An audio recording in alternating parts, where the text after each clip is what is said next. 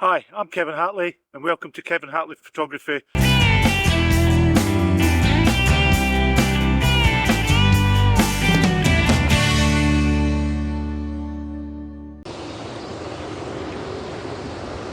Every year here in the UK, as autumn begins into winter, we see hundreds of thousands, if not into the millions, of winter visitors, birds migrating from places like Iceland, Scandinavia, coming into the UK.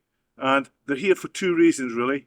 One is to get to a warmer climate, and secondly is for this stuff here, food, namely berries.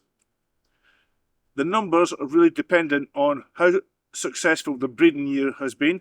If there's too many birds that have bred, in other words, it's been a successful breeding season, then there's too many birds to feed on the food back in their home countries. And that then means that they have to move to get food, and they come to the UK.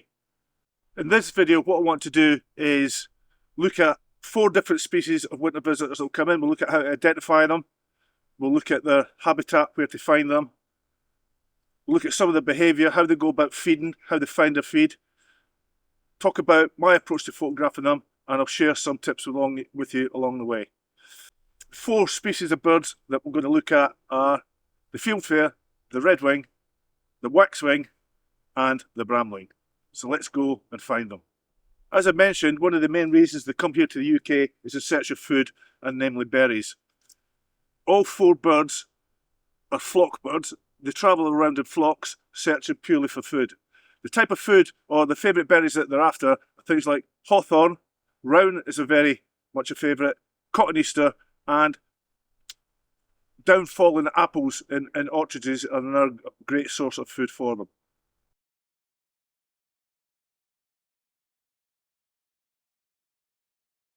Once the birds actually find a good food source, they'll stick to it.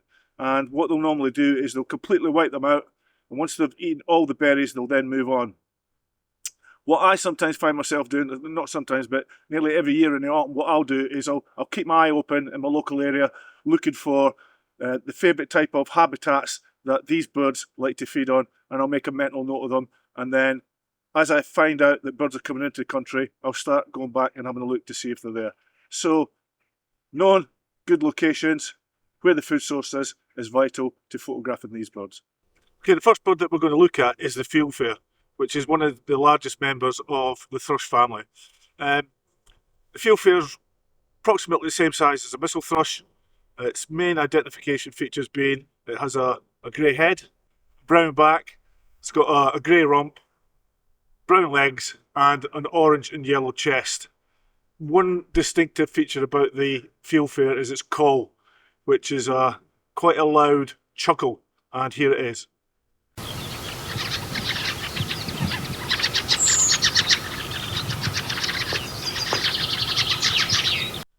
Okay, when it comes to the habitat, where are we going to find these birds?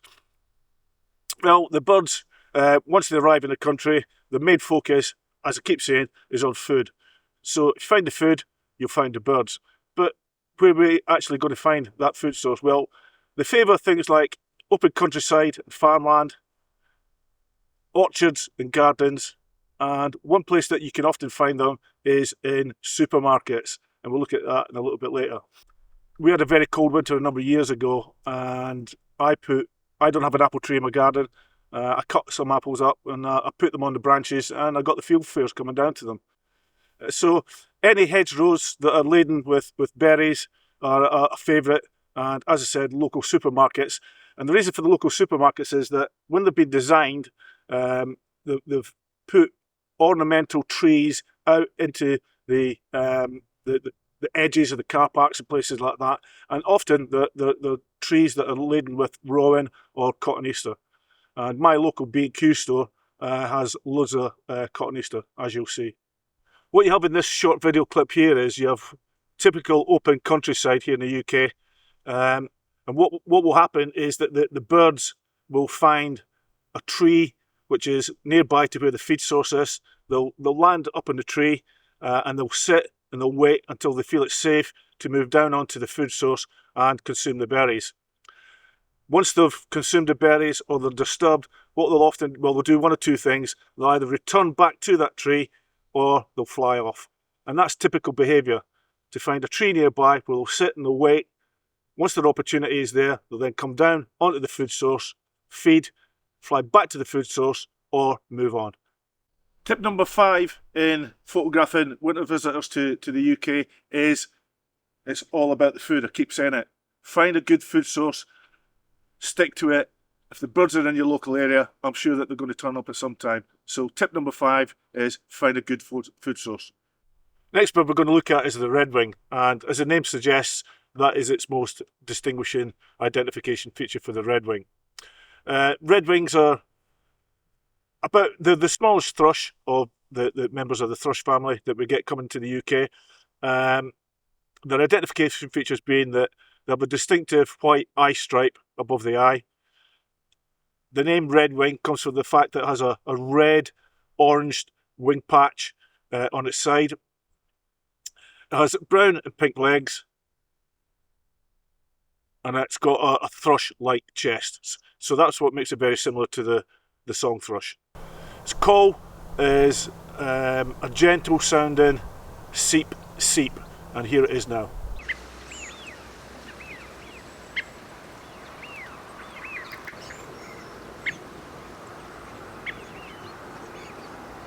Okay, tip number 4 is all about locations. Tip number 5 is, first you've got to find the food source. You need to think about the locations that you're going to find them in. Remember what I said about things like open countryside, farmland, orchards, gardens, and supermarkets. Supermarkets, once the word gets out, that especially with waxwings, that there are waxwings about, you'll see people visiting the local supermarkets where they know that there's a food source to see if the birds have arrived. And once they do arrive, you'll soon find out about it, because social media can also give you pointers as to good locations. I suppose everybody's favourite winter visitor is the waxwing, and for obvious reasons. It's an absolutely beautiful looking bird.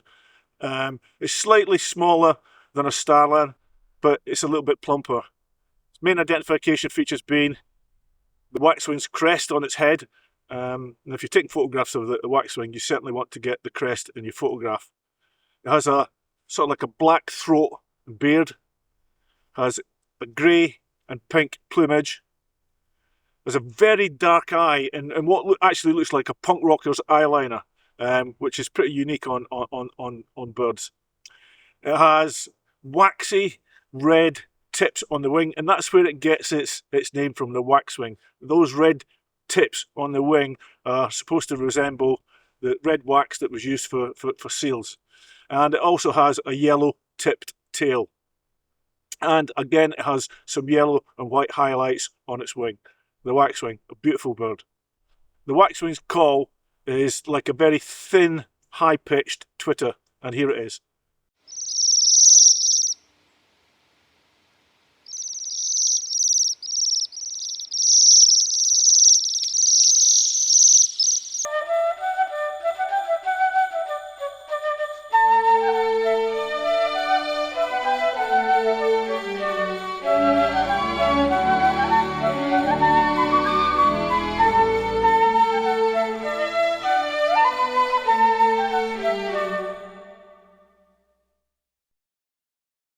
Okay, tip number 3 is all about early and late.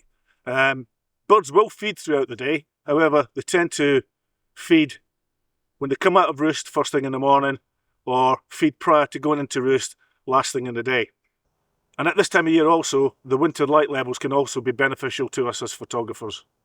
And last but not by no means least, we have the Brambling.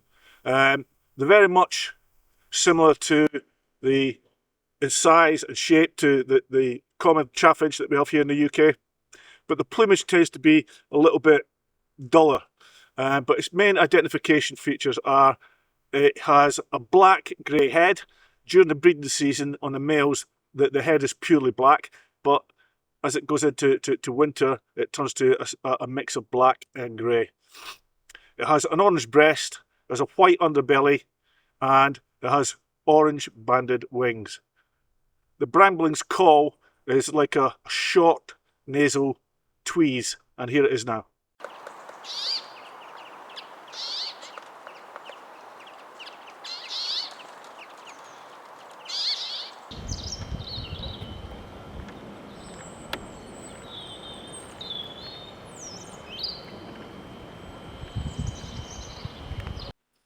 Okay, tip number 2 is all about your approach.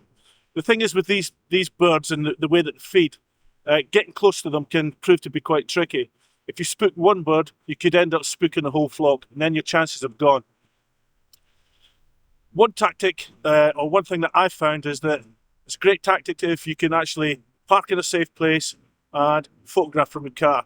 And I'm now sat here in a car park in my local B&Q superstore, and you can see these berries, which the birds have been feeding on, and I'll show you some photographs that I've actually taken from a car. So your approach needs to be careful. Spook one, you can spook the lot, and think about, if you can, photographing from a car.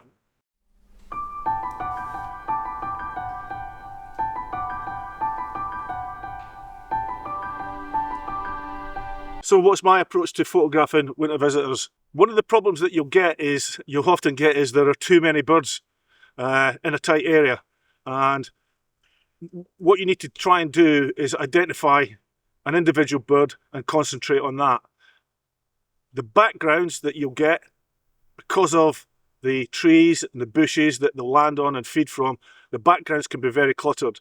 So you need to be careful for that. So what I would suggest is try and find a perch amongst that background that has a clear background behind it. Once you've got your record pictures, concentrate that and hope that one of those birds is going to come down onto that perch so that you can photograph it. It's often very much a waiting game, standing around waiting for the birds to arrive. I'd recommend using a tripod because it can get cold, and keep your hands warm in your pockets. When it comes to lens size, I'd recommend something in the 300 to 500 millimeter zoom lens for photographing these birds when they're feeding. So when it comes to camera settings, these birds, as I've said, and as you've seen, they tend to move around quite a bit, and you've got lots of busy backgrounds. I would recommend the following settings. I set it to AF continuous, which is servo on Canon. I set it to your highest frame rate, and what that does, it just increases your chances of getting a sharp image. And I'd set it to single point AF. That reduces the chance of your autofocus, because of the backgrounds, jumping to the background and not the bird. So single point AF. So when it comes to exposure settings, I go to my default go-to settings when I'm photographing these birds. So I'd start off with an aperture of f7.1, which is the widest on my Canon RF 100 to 500. Shutter speed of 1/1000th of a second, and I also always shoot in auto ISO. Once I've got the pictures that I think I need, what I would then do and consider doing is lowering my shutter speed, just to try and keep the ISO as low as possible. Okay, tip number 1 in photographing these birds is to use single point AF as your main focus point. The use of single point will really increase your chances of getting the images that you're after because of the backgrounds. Once you get that focus point on the bird and you stay on the bird, you'll get a lot more sharper images than any other focus point, in my opinion, in my experience.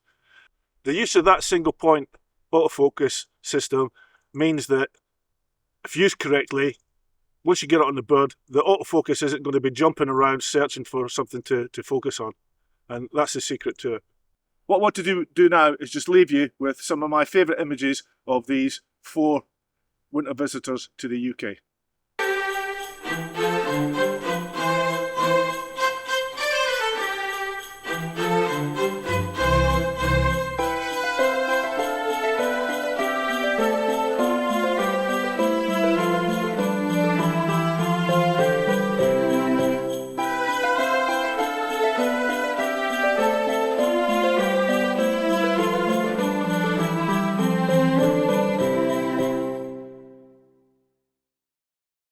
Okay, thanks for watching this edition of Kevin Hatley Photography and winter visitors and how to photograph them here in the UK. I hope you've enjoyed it just as much as I keep saying that I always enjoy going out, finding these birds and photographing them. All I would ask is that if you've liked it, could you hit the like button? Could I also ask you to subscribe to my channel, Kevin Hatley Photography. It doesn't cost anything, completely free. And what it does, it helps me build the channel Gives me that incentive to get out into the countryside and photograph wildlife and nature. I'd just like to take this moment to thank all those people who have subscribed to my channel in 2023, and I hope that you have a great Christmas and New Year period, and I look forward to seeing you again, well, not seeing you, but sharing my videos with you in 2024.